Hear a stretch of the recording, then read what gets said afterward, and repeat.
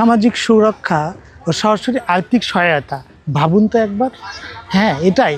গত 12ই ফেব্রুয়ারি ত্রয়োদশ সংসদ নির্বাচনে 1/3 আসনে বিজয়ী হয়ে সরকার গঠনের পর মাননীয় প্রধানমন্ত্রী ফ্যামিলি কার্ড চালু করেন এবং এই ফ্যামিলি কার্ডের মাধ্যমে প্রায় 37,000 ফ্যামিলি, নারী প্রধান পরিবার উপকৃত হয়।